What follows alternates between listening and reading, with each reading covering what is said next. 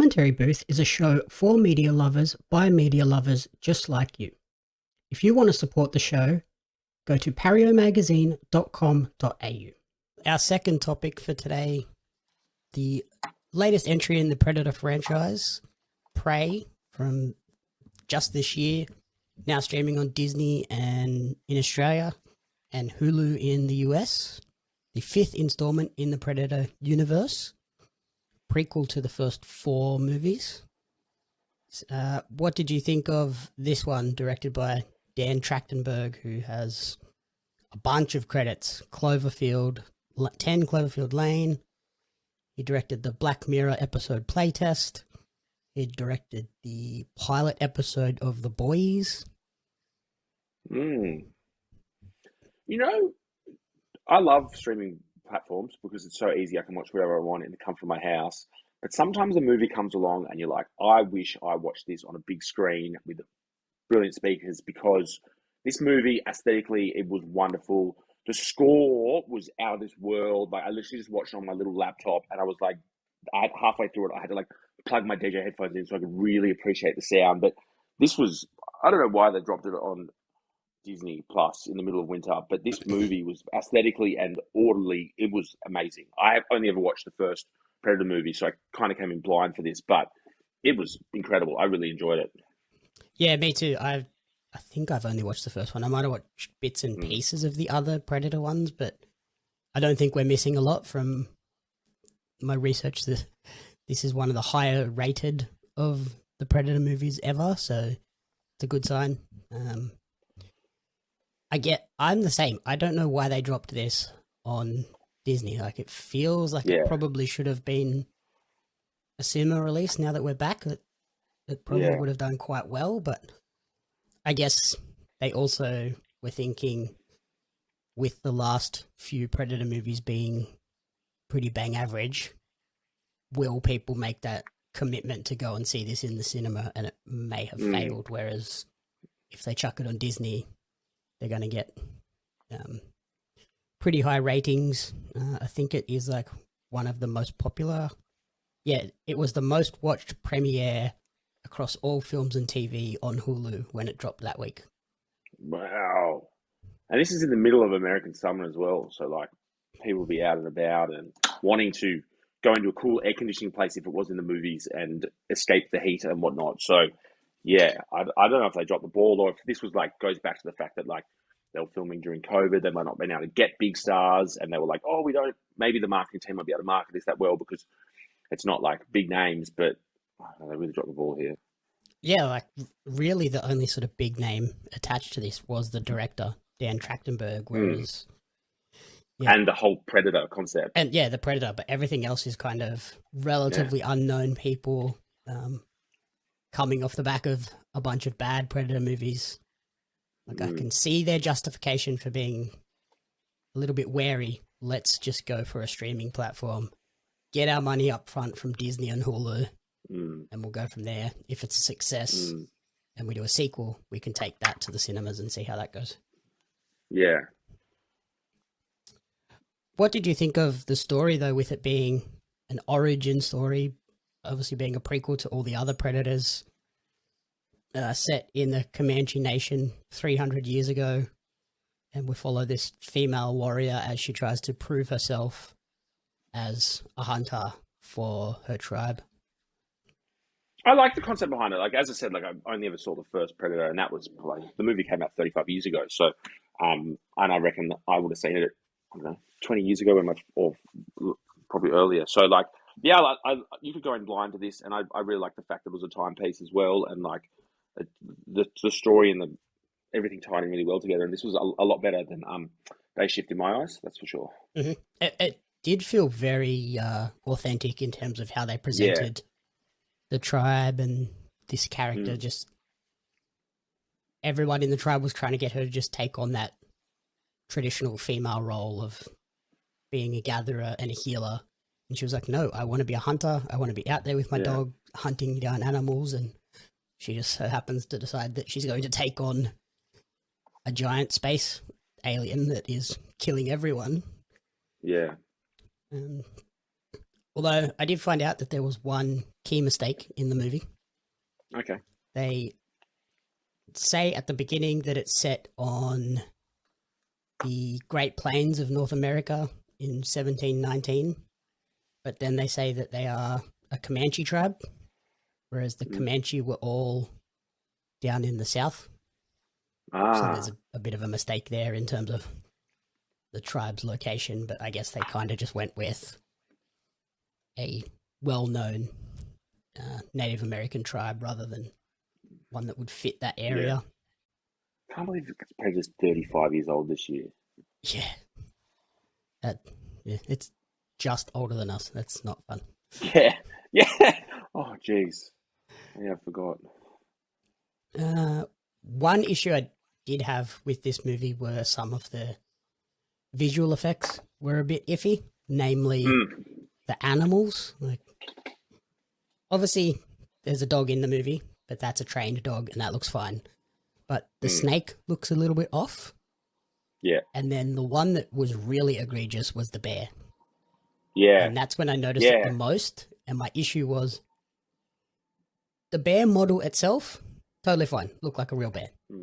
The big problem was it didn't look like it had any weight. When it was running through the river as she like stumbles upon it, you can see that it's not like hitting the water properly. It kind of looks like it's kind of this skimming across the top of the water. And I was like, oh, that looks really bad. Yeah. And that kind of especially pulled for, me like, a out big of it a little animal. bit.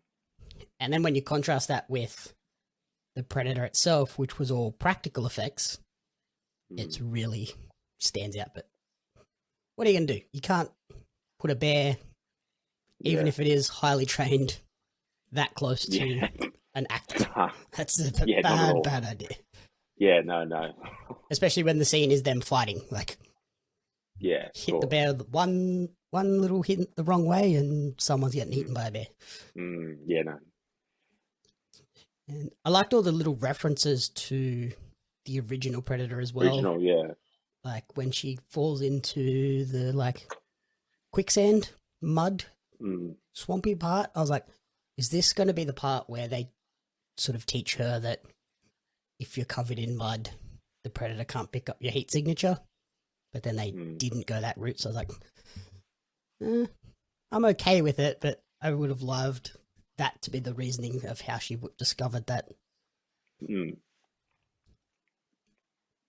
And do you think this opens the door for more Prey movies in the future?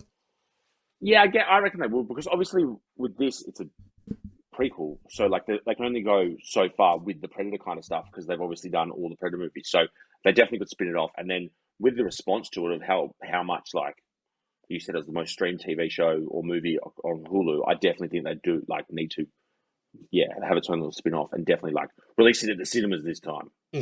Yeah, I think what they'll do is they'll stick with the Prey naming convention and try and not tie it too closely to the Predator lineage. But what they can do now is they don't necessarily have to stick to a specific like timeline of, okay, this was 1719, the next one has to be 1720. Like we can just go, now we can put a Predator in any time period, any place, and just go from there and tell that sort of story. Like the one tying thing is just Predators have come from all over the universe and they're now in this spot. Let's tell a story there. Like I would love to see one in either like samurai feudal Japan. Oh yeah, I think that would be really cool. Maybe even go fully Australian, Predator in Australia, in the Australian outback against like an Aboriginal tribe. I think that could be really cool. Yeah, hectic. Or what else? Like medieval against knights as well. It's like, oh yeah, I love the idea of that. Let's just chuck a Predator in this time period and see what happens. Yeah, that could be so cool. Yeah, definitely. I think that's pretty much all I have to say about the movie. I enjoyed both movies this week. If you had to make a top pick recommendation for the week, which one would you pick?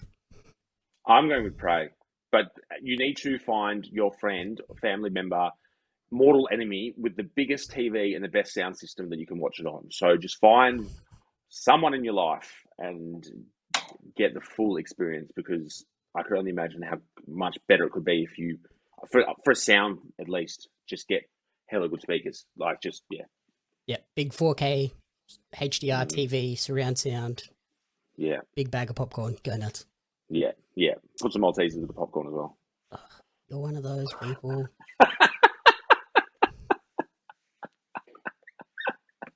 Can we be friends anymore? I'm not sure.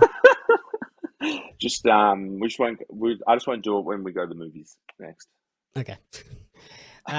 For me, I thought both films were great. I would just go with slightly Day Shift, purely just for like silly joy. Like Predator, the Prey movie is obviously the better movie critically in that sense, but I thought Day Shift was just hilarious and a fun ride. Like, you don't need to think. You can just chuck that on a Saturday afternoon or a Sunday night and switch off and just laugh at Dave Franco being petrified of vampires and then becoming a vampire himself and freaking out over being a vampire now, and then encountering vampires and being like, I didn't pee myself this time, and the other vampire being, we don't pee. He's like, oh. Yeah.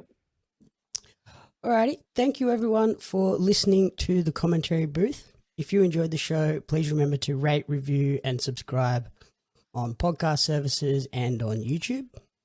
You can follow Jaxon on TikTok at Jax_Carr. And you can follow me on social media at JamieUpsMedia and at Pario Magazine. Thanks for jumping on this week, Jaxon, and we'll chat to you later. Oh, good. The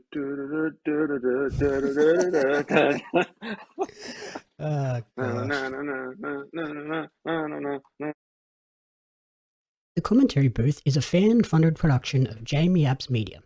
You can support the podcast alongside our magazine, Pario Magazine, on Patreon at patreon.com/JamieAppsMedia. The following people supported at the community support group level or higher, and you cannot fathom how incredibly appreciative we are for their support. Brian and June Hart, Blake Robinson, Rena Renee, Courtney Paulson, Darren Hatcliffe, Jaxon Carr, and Tracy Apps.